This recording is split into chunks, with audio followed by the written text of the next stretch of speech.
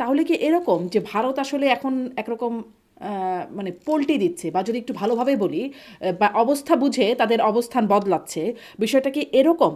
ধরুন যদি এখন শেখ হাসিনা ক্ষমতায় থাকতেন, প্রধানমন্ত্রী হিসেবে থাকতেন, আপনারা সরকারে থাকতেন, তাহলে কি এইরকম ভাবে জয়শঙ্কর আসতেন, বা মানে হতো কি এরকমটা? মনে হয় না এভাবে আসতেন, বা তার থেকেও বড় কথা পল্টি দেওয়া শব্দটা ব্যবহার করতে চাই না। ভারত তো একটা পরাশক্তি এবং আমাদের পরম মিত্র দেশ। আমি এভাবে বলতে চাই যে তারা বাস্তবতার সম্মুখীন হচ্ছে যে হ্যাঁ, আওয়ামী লীগ যেমন সত্য, বিএনপিও তেমন সত্য। তারা কি ধরেই আমি নিয়েছে এটাকে খুব পরবর্তী সভ্যভাবে বলতে প্রধানমন্ত্রী চাই। তারেক রহমান? মানে তার সাথে আমার দেখা আমার করা। হুম। হ্যাঁ, আমার মনে হয় তাই। এই স্পেকুলেশনটা খুব জোরদার, জোরদার একটা স্পেকুলেশন আছে।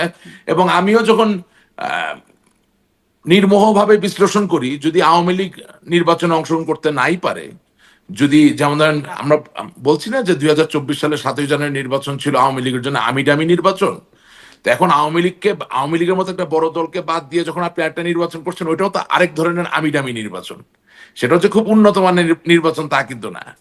তো সেই নির্বাচনে তারেক জিয়া সাহেব প্রধানমন্ত্রী হবেন, এটা স্পেকুলেট করা যায় খুব ক্যালকুলেটেড অ্যানালিসিস করে। কিন্তু একটা জনাব রাশিদ রহমান, স্পেকুলেশন করা একটু যায়। পার্থক্য আছে কিনা? মানে নিশ্চয়ই আওয়ামী লীগকে ছাড়া নির্বাচনের একটা সমালোচনা তো প্রচণ্ড রকমের থাকতেই পারে, কিন্তু 24-এ যে আমিডামি নির্বাচন, সেখানে আসলে বিরোধী কোনো দলই ছিল না। জাতীয় পার্টি মোটামুটি আওয়ামী লীগের মতো করেই নির্বাচন করতো, তাদের কথা না মতোই শুনেন, নির্বাচন করতো। কিন্তু এখন কিন্তু জামাতকে একটা শক্তিশালী অবস্থানে দেখা যাচ্ছে, শক্ত বিরোধিতা শোনেন, দেখা যাচ্ছে। না আমার মনে হয় না, একটু ডিফারেন্ট ব্যাপারটা। আমি আপনাকে প্রথম কথা বলি। প্রথম কথা, এই নির্বাচন থেকে আওয়ামী লীগের বিরাট বড় শিক্ষা নেওয়ার ব্যাপার আছে।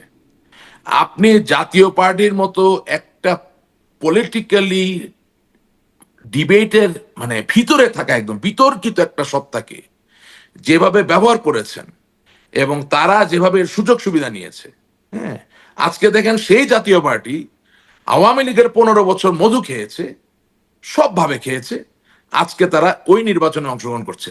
একবারও কি তারা বলছে যে আমি আওয়ামী লীগ ছাড়া এই নির্বাচনে যাব না? তার মানে এখান থেকে আওয়ামী লীগের শিক্ষা নেওয়ার ব্যাপার আছে। তা বলছে না, এক, তবে আওয়ামী লীগকে নির্বাচনে আচ্ছা, অংশগ্রহণ করতে দেওয়া উচিত, তারা এটা বলছে। না সেটা তো একটু বলতেই হবে, তাছাড়া তার তার মূল্য থাকে না। কিন্তু তখনই বুঝতাম বাপের বেটা, হ্যাঁ, যদি যার ক্যাবিনেটে মন্ত্রী ছিলেন, আপনার দলের চেয়ারম্যান হোসেন মোহাম্মদ এরশাদ সাহেব মন্ত্রী পদমর্যাদায় বিশেষ দূতের দায়িত্ব পালন করেছেন। আপনি জিএম কাদের জাতীয় পার্টির চেয়ারম্যান, আপনি নিজে পূর্ণ টার্ম ফুল মিনিস্টার ছিলেন। আপনার দলের আরো অনেকে মন্ত্রী ছিলেন।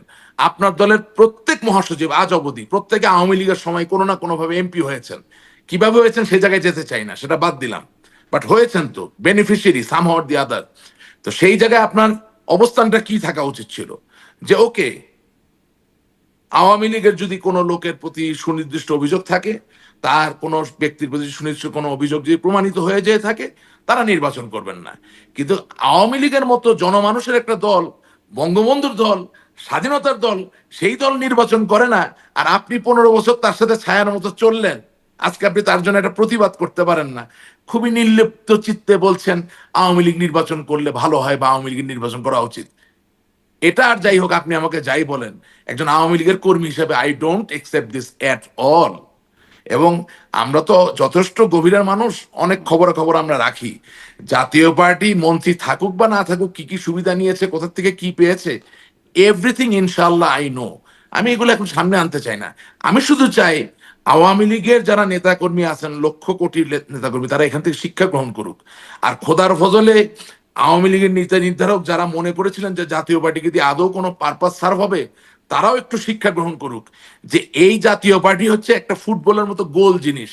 ওরে আপনি যেদিকে লাথি মারবেন সে ওইদিকে চলবে, তার নিজের কোনো চরিত্রের ব্যাপার যে নাই। সেটি শেখ হাসিনার একটা ফোনালাপ, মানে লিক হওয়া ফোনালাপে শুনছিলাম যে না, ওই জাতীয় ওই পার্টি, ফোনালাপ অন্য জাতীয় জিনিস। পার্টি ডেড ওই ইস্যু। ওই ওই মানে জাতীয় ওই পার্টি কিন্তু ফোনালাপ দেখেছি কখনো বিএনপির সাথেও জোট করেছে, কখনো আওয়ামী লীগের না। সাথে। যাই হোক, জাতীয় ওই পার্টিকে ওই আলোচনায় না আনি। শুনেন, আমি আমি বলি, একটু আওয়ামী লীগের অবস্থান আপনি, নিয়েও জানতে না চাই। একটু আপা একটু, আপনি যে ফোনালাপের কথা বলছেন সেখানে আওয়ামী লীগের সভানেত্রী হিসেবে জাতীয় পার্টির কোনো সাংগঠনিক ভিত্তি নাই, এই ব্যাপারটাই তার কথা ইঙ্গিত বহন করে। কিন্তু জাতীয় পার্টি যে এইভাবে, ওই যে শব্দটা ব্যবহার করলেন পোল্টি, এখন পোল্টি শব্দটা ব্যবহার করবেন, এভাবে যে পোল্টি দিতে পারে এটা তো আর শেখ হাসিনা বুঝতে পারেন নাই। বুঝতে পারবেন না? কেন বুঝতে পারবেন না? উনি তো মানে না জাতীয় পার্টি এখন তো বুঝতে বিএনপির শুনেন, সাথেও গেছে, জাতীয় না পার্টি জোট শুনেন, করেছে। জি।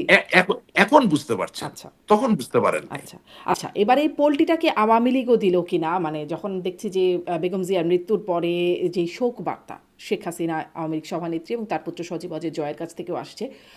এবং মানে তখন আসলে সামনে ওই বিষয়গুলো সব এখন ভাইরালও করা হচ্ছে। মানে সব বক্তব্যগুলোকে একসাথে করে যে কিভাবে তার অসুস্থতা বা তার মরণাপন্ন অবস্থা নিয়ে একরকম তাচ্ছিল্যই করা হতো যে মরি করে বয়স তো ৮০ হয়েছে। এখন তার জন্য এত কান্নাকাটি করে কি লাভ? এরকম বক্তব্য আরও অনেক কিছু আসলে এখন খুব গণমাধ্যমে মানে সামাজিক যোগাযোগ মাধ্যমে বিশেষ করে খুব চলছে। এটাও কি একরকম মানে অবস্থানের পরিবর্তন যদি ভালোভাবে বলি আর নেতিবাচকভাবে বললে না, বলবেন? না, অবশ্যই না, অবশ্যই না। কোন জাতীয় নেতার মৃত্যুতে আরেকজন জাতীয় নেতার শোক জানাবেন, এখানে ওই আপনি যে শব্দ ব্যবহার করার চেষ্টা করছেন বা যা খুঁজে পাওয়ার চেষ্টা করছেন, এটা খুঁজে পাওয়ার কোনো সুযোগ নাই। বরঞ্চ আমি মনে করি যদি উনি বেগম খালেদা জিয়ার প্রতি শোক জানান এবং সেখানে যদি সংহতির কিছু খুঁজে পান বা সেখানে ঐক্যের জন্য যদি এতটুকু ছিটাফোঁটা খুঁজে পাওয়া যায় যে ঠিক আছে, কিছু ঘটনা কিছু ক্ষেত্রে মানুষ কাছাকাছি আসতে পারে, সেটা কাছাকাছি আসতে দেওয়াই উচিত।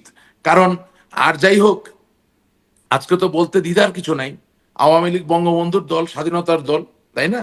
ঠিক একইভাবে মেজর জেনারেল জিয়াউর রহমান বিএনপির প্রতিষ্ঠাতা, তিনি তো বীরুত্তম ছিলেন, বঙ্গবন্ধু তাকে বীরুত্তম দিয়েছেন এবং তিনি স্বাধীনতা যুদ্ধ করেছেন।